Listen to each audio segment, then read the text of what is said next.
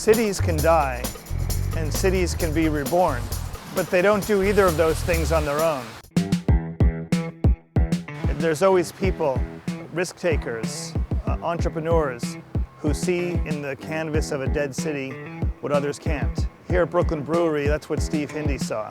On a quiet, unassuming industrial street, North 11th Street, he saw a thriving opportunity to build a new business based on a brand that was all but left for dead, Brooklyn.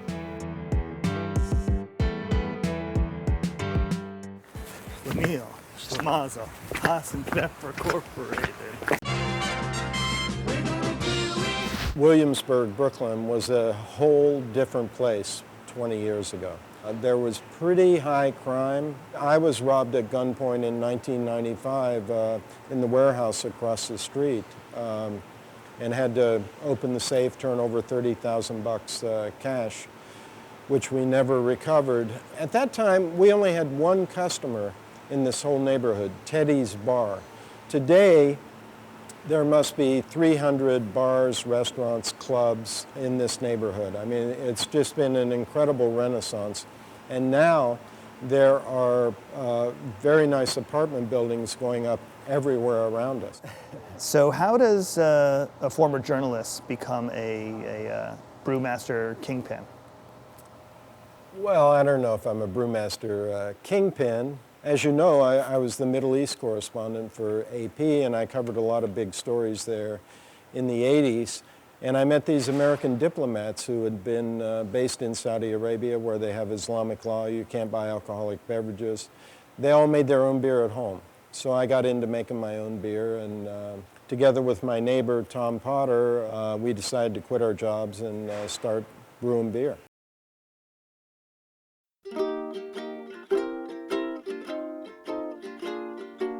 These are different beers, mostly being aged in bourbon barrels.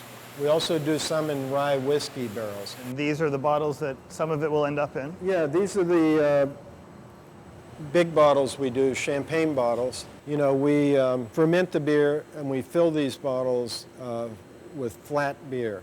And we add a little yeast, a little sugar. A cork goes in, wire cage goes on. Cork? Yeah. And it goes over into a warm room in the warehouse across the street at 78 degrees for 2 weeks, and it re-ferments in the bottle. You've decided to make a very special beer, and this is not easy to make, and this takes longer, it's more complicated. It looks nothing like the bottles of beer that surround my bedroom. What is it about that process that has meaning to you? I feel that ours is a business in which we're romancing our customer with whole different concepts of what beer can be. So we are constantly trying to excite our customers, trying to surprise our customers, and show them something really special about beer. And as a matter of fact, you know, this beer will sell for $10 to $12 a bottle. And believe me, if you're a brewer, a $10 bottle of beer is a beautiful thing. I think that angel investors are very much attracted to passion in an entrepreneur. If you don't have passion, I don't think you're going to raise any money. I mean, you got to have a great business plan, you got to have a great product, but I think ultimately what the investors are investing in is you.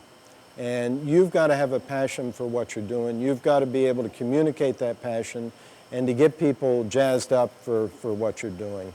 And with beer, you know, that's, I won't say it's easy to do, but it's easier than some other things, maybe pickles. Entrepreneurs can get overly caught up in the business plan and the day-to-day. You can look at Steve Hindy's balance sheet all day long. You'll never see this. That is the sweet sound of success. Steve Hindy's original idea of bringing a cool brand to a cool place and introducing it to cool people is alive and well here tonight in Williamsburg, Brooklyn. Just listen.